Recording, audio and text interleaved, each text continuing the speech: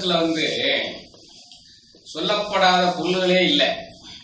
அதாவது திருக்குறள் அறம்பொருள் இன்பத்தோட நின்றுக்கிடுச்சு. ஆனா திருமந்திரம் அறம்பொருள் இன்பம் வீடு வேறு பெறுறது அளவுக்கும் பேசுது. திருமந்திரத்தை ஒருத்தன் முழுசாக கற்றுணர்ந்து விட்டால் அவன் வீடு பேறு அடைவதற்குரிய வழிமுறைகள் அனைத்துமே அதுல சொல்லப்பட்டிருக்குது. அதுல அறம்னா என்ன, எப்படி நிர்வாகம் பண்ணணும், எப்படி முறையாக தாம்பத்தியம் மேற்கொள்ளணும், எப்படி சற்புத்திரர்களை பெற்றெடுக்கணும், அதுக்கு பிறகு வீடு பேறு பெறுவதற்கு நம்ம என்னென்ன முயற்சிகள்லாம் செய்யணும், அதுக்கு 4 விதமான முயற்சிகள் இருக்கின்றன. சரியை, கிரியை, யோகம், ஞானம், இந்த 4 விதமான வழிகள் இருக்கின்றன. அதுல 4 விதமான வழிகள்ல எந்த வழியில எப்படி போகலாம், வையத்துள் வாழ்வாங்கு வாழ்பவன் வானுரையும் தெய்வத்தில் வைக்கப்படும் சொல்லி சுருக்கமா திருவள்ளுவர் சொல்லிட்டாரு. ஆனா இவர் அதை எப்படி வாழணும் அப்படிங்கறதையும் சொல்லி கொடுக்கிறாரு இந்த திருமூலர். அப்ப இது ஒரு கம்ப்ளீட்டா மனிதனை கடை தேற்றுவதற்குரிய ஒரு நூல். சரி, அப்ப இந்த நூல்ல நம்ம என்னென்ன பேசப்படுது அப்படிங்கறது பூரா ஒண்ணு சொல்லிட்டு வரேன்.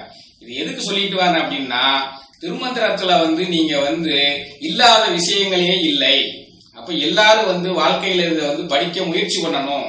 ஒரு பிறவிலேயே இந்த 3300 பாட்டையும் படிக்க முடியுமா, அதுல படித்து அதனுடைய பொருளை உணர்ந்து நம்ம அனுபவிக்க முடியுமாங்கிறது சந்தேகம்தான். ஏன்னா ஒருமைக்கன் தான் கற்ற கல்வி ஒருவனுக்கு எளிமை ஏமா படைத்துங்கிற மாதிரி இத நம்ம அவர் தீவிரமான தன்னுடைய ஜீவனை சிவத்தோடு பொருந்தி ஞானத்திலேயே சிவலயத்திலேயே இருந்து 1 வருஷம் முழுதும் அவர் பெற்ற ஞானத்தை ஒரு நாள் கண் விழித்து நமக்கு தந்திருக்காரு. அப்படியே 3300 பாட்டு தந்திருக்கிறார். இது பூராமே சிவன் அவருக்கு உணர்த்திய ஞானத்தினுடைய வெளிப்பாடுதான் இந்த மந்திர நூல். அதை முதல்ல எல்லாம் தெரிஞ்சுக்கிடுங்க. அதில் உள்ள சொல்லக்கூடிய விஷயங்கள் எனவுமே இறைவனால் அருளப்பட்டவை, அது சாஸ்வதமானவை. அதுல இன்னைக்கு ஒரு முக்கியமான பொருள் என்னன்னா, இந்தியா ஒரு புண்ணிய பூமி அப்படின்னு திருமந்திரம் சொல்லுதுங்க. இது எவ்வளவு நமக்கு சந்தோஷமான விஷயம், நம்ம எல்லாரும் தெரிஞ்சிருக்க வேண்டிய விஷயம் இல்லையா? இந்தியா ஒரு புண்ணிய பூமி. இந்தியா என்ற சொல்ல பயன்படுத்தல, அதுக்கு பதிலா மாறாத தென் திசை வையகம் சுத்தமே அப்படின்னு சொல்லுது.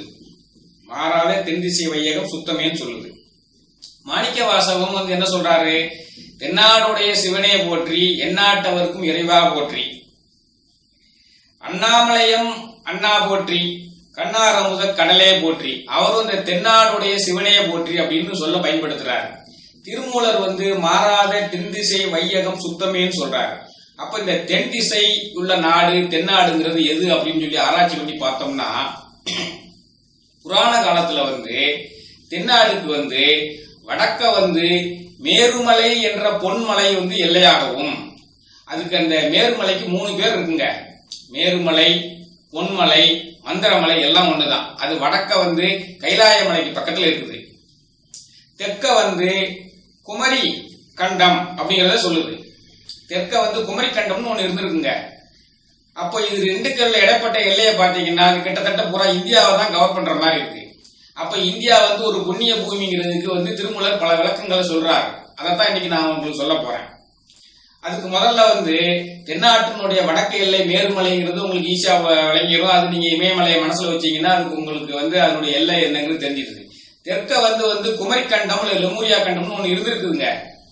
ஆமா, அதுல 49 தமிழ் நாடுகள் இருந்திருக்கின்றன. 49 இது அந்த 49 தமிழ் நாடுகள்லயும் தமிழ் மொழி பேசப்பட்டு இருந்திருக்கு. அந்த குமரி கண்டத்துலதான் குமரி ஆறுங்கிற ஒரு ஆறு புண்ணிய நதியா ஓடி இருக்குது. மகேந்திர மலை அதுலதான் இருந்திருக்குது. அந்த மகேந்திர மலையில தான் நம்ம சூரசம்ஹாரம் நடந்திருக்குது. முருகப்பெருமான் சூரனை அழித்தது அந்த மகேந்திர மலையில தான். அதுக்கு பிறகு அவர் திருச்செந்தூருக்கு பிரம்மகத்தி தோஷம் போக்குறதுக்காக வேண்டி பஞ்சலிங்கத்தை வழிபாடு செஞ்சிருக்கிறாரு, எல்லாம் செஞ்சிருக்கிறாரு. அது நீங்க ஜியாகிரபிக்கலா பாத்தீங்கன்னா திருச்செந்தூருக்கு பக்கத்துலதான் அந்த மகேந்திர மலை இருக்குது. இது பூராமே கடல் கொண்டிருக்குங்க.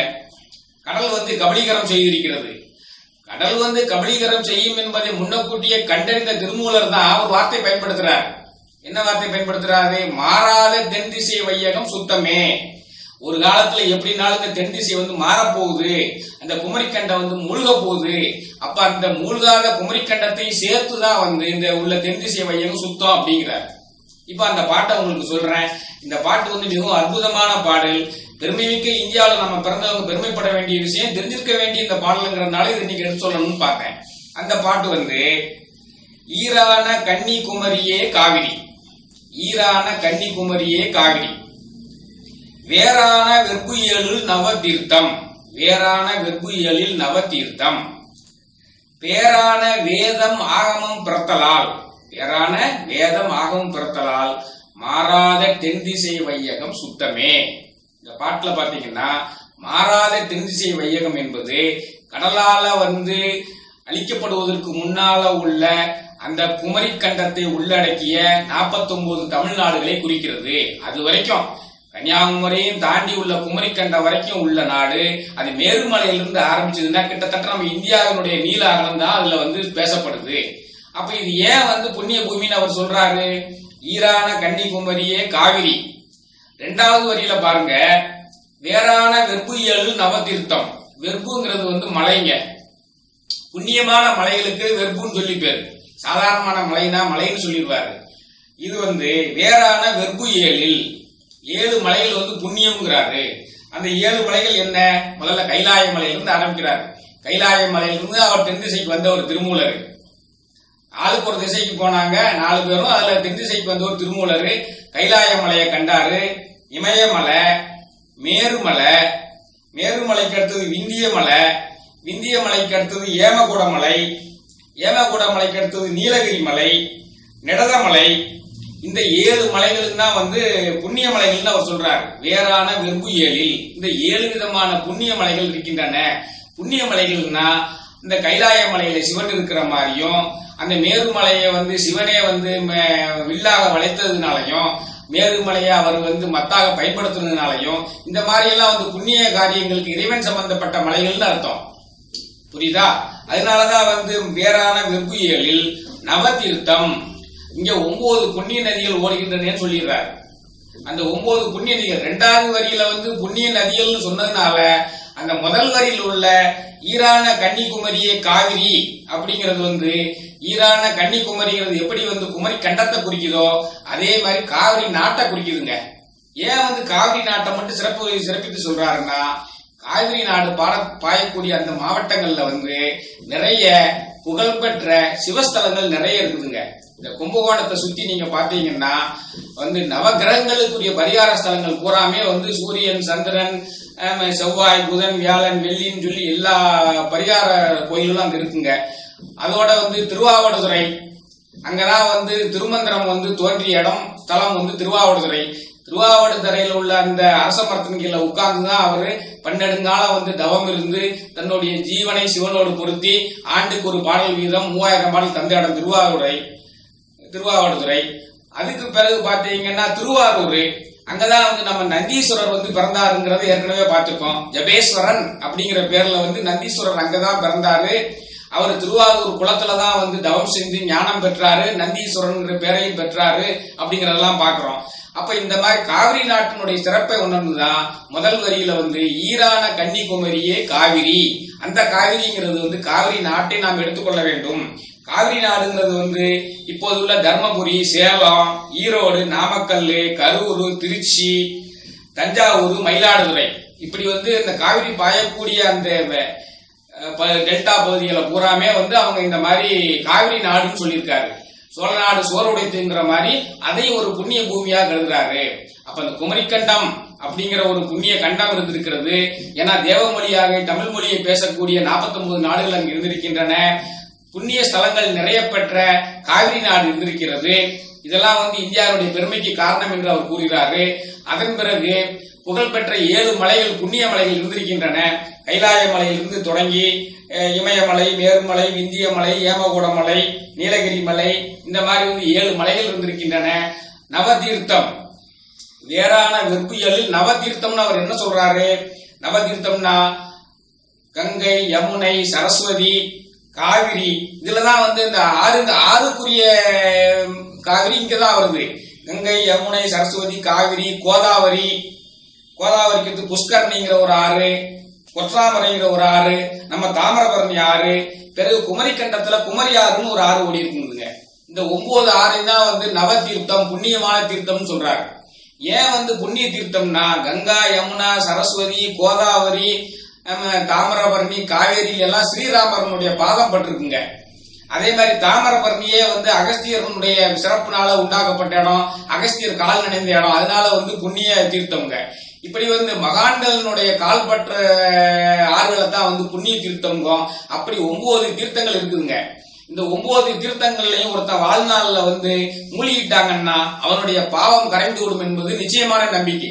அதுதான் அதே மாதிரி இந்த 9 மலைகள்ல இறைவன் வசிக்கக்கூடிய இடமா இருக்கிறதுனால வாய்ப்புள்ள நேரங்கள்லாம் இந்த 9 மலைகள்ல உள்ள தெய்வங்களை நம்ம வணங்க வேண்டும். இந்த நவ தீர்த்தங்களில் நீராட வேண்டும். அதைத்தான் குறிப்பிடுறாரு. ஈரான கன்னிகுமரியே காவிரி, வேறான வெற்புயலில் நவதீர்த்தம், பேரான வேதம் ஆகமம் பிறத்தலால். வேதம் என்ன எங்க பிறந்திருக்குது? கைலாய மலையில தான் அவர் முதல்ல நந்தீஸ்வரருக்கு உபதேசம் பண்ணாருன்னு சொல்லியிருக்கோம். அதுக்கு பிறகு தட்சிணாமூர்த்தியினுடைய வடிவத்துல ஜனகாதி முனிவர் 4 பேருக்கு, சனகர், சனந்தர், சனாதரர், சனத்குமாரர், அந்த 4 பேருக்கு உபதேசம் பண்ணியிருக்காரு. அதுக்கு பிறகு முதல்ல நந்தீஸ்வரருக்கு உபதேசம் பண்ணியிருக்காரு. சிவயோக மாமணி, மன்று தொழுத பதஞ்சலி, வியாக்கிரமர் என்றிவர் என்னோடு, என்னோடுங்கிறது இங்க நம்மளுடைய திருமூலரை குறிக்குது. சுந்தரநாதன் என்ற திருமூலரை குறிக்குது. அப்ப இந்த 8 பேருக்கு அவர் வேதத்தை உபதேசிச்சிருக்கிறாரு. ரிக்கி, யஜூர், சாம, அதனோட வேதத்தை சொல்லியிருக்கிறாரு.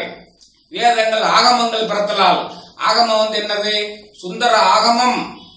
சுந்தர ஆகமம் என்ற திருமந்திரம் நம்ம திருவாவடுதுறையில தான் சிவன் கோயில்ல தோன்றி இருக்குது. அப்ப இந்த மாதிரி பேரான வேதம் ஆகமம் பிறத்தலால் மாறாத தென்திசை வையகம் சுத்தமே. இந்த மாதிரி புண்ணியமான மகான்களினுடைய கால்பட்ட மலைகளும் நதிகளும் இருக்கின்றன. இங்குதான் வேதங்கள் முதன்முறையாக இறைவனால் சொல்லப்பட்டிருக்கின்றன. இங்குதான் முதலாக ஆகமங்கள் சொல்லப்பட்டிருக்கின்றன. ஆதலால இந்த மாறாத தென்திசை வையகம் சுத்தமே என்பது இந்திய தேசத்தினுடைய சிறப்பம்சத்தையும் இந்தியாவுடைய புனிதத்தன்மையை எடுத்துக் கூறியது என்பதை இந்தியாவிலே பிறந்த நாம் அனைவரும் தெரிந்து கொள்ள வேண்டும் என்பதற்காகத்தான் இந்த பாட்டை என்று சொல்கிறேன். இந்தியா ஒரு புண்ணிய பூமி, இந்தியா ஒரு ஆன்மீக பூமி.